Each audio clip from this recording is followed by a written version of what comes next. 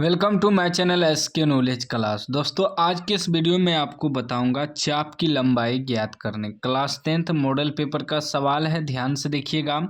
कह रहा है यदि 14 सेमी त्रिज्या वाले वृत्त का एक चाप केंद्र पर 120 डिग्री का कोण अंतरित करता है तो चाप की लंबाई ज्ञात करें। एक वृत्त है, ठीक ना, जिसका कि त्रिज्या 14 सेमी दिया है। त्रिज्या यानी कि r बराबर 14 cm, ठीक। उसके बाद कर रहा है वृत्त का एक चाप वृत्त को काटता है, ठीक ना।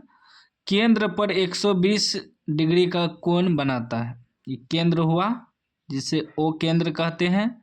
यहाँ 120 डिग्री का कोण बनाया है, ठीक।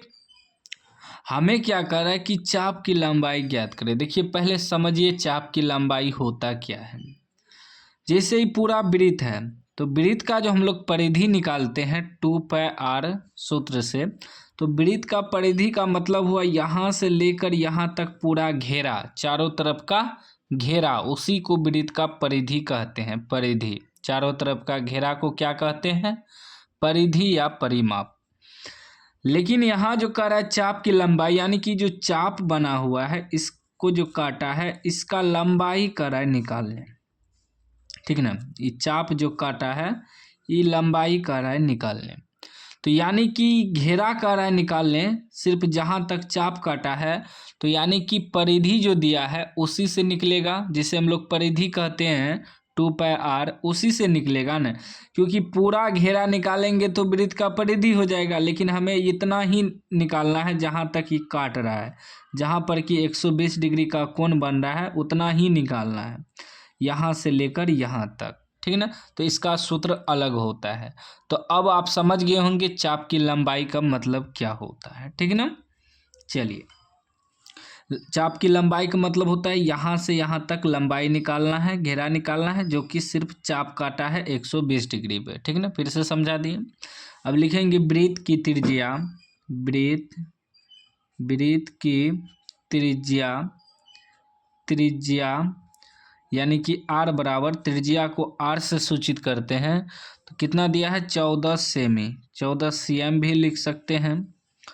और कोण, बीच का कोण हमें दिया है, कोण यानी कि इसे थीटा बराबर लिखेंगे। कोण बराबर कितना दिया है? 120 डिग्री, ठीक ना। निकालना क्या है? चाप की लंबाई। तो लिखेंगे चाप की लंबाई बराबर, चाप की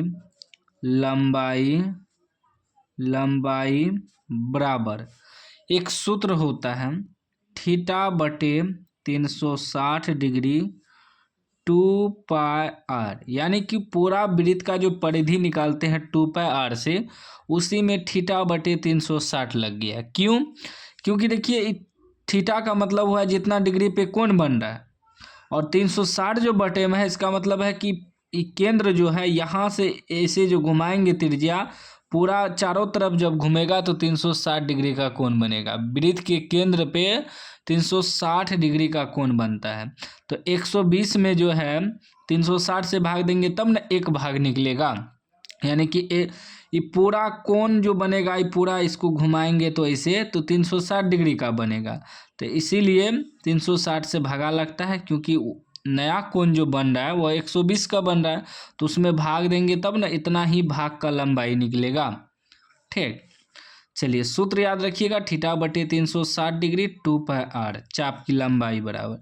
तो थीटा हमें दिया है 120 डिग्री बटे 360, ठीक, गुना 2π, 2 गुना पाई का मान 22/7 रखेंगे, गुना r कितना दिया है? त्रिज्या हमें 14 दिया है, ठीक ना। अब कटाइए तो 7 दूनी 14 कट जाएगा, बाकी कटेगा 0 0 कटाएंगे, 12 तिया 36, ठीक, 0 0 कट गया, 12 तिया 36। अब ऊपर में क्या बच गया गुना करने के लिए?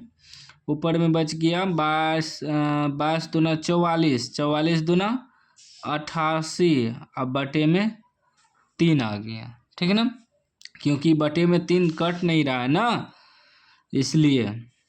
तो या यहीं लिख सकते हैं इसका आंसर cm², cm सिर्फ चाप की लंबाई है ना, इसमें सिर्फ cm लगेगा, स्क्वायर नहीं लगेगा, स्क्वायर क्षेत्रफल में लगता है, ठीक ना। और तो या भागा दे सकते हैं, इसको भाग दे के देखते हैं कितना आता है। 88.3, 3 से भाग देंगे, 3 दूनी 6, 2 8, 9 तिया 27, 1 दशमलव देंगे 0, 3 तिया 9, 1, यानी कि लगभग आ जाएगा 29.33। कितना आ जाएगा? 29.33 cm, ठीक। या आप यहीं भी छोड़ सकते हैं या यहाँ तक हल कर सकते हैं, भाग भी दे सकते हैं। तो चाप की लंबाई आपको इसी प्रकार निकालना है। कोई भी डाउट हो तो आप कमेंट में पूछ सकते हैं, उसका रिप्लाई हम तुरंत देंगे। चैनल को आप लोग सब्सक्राइब कर लीजिएगा।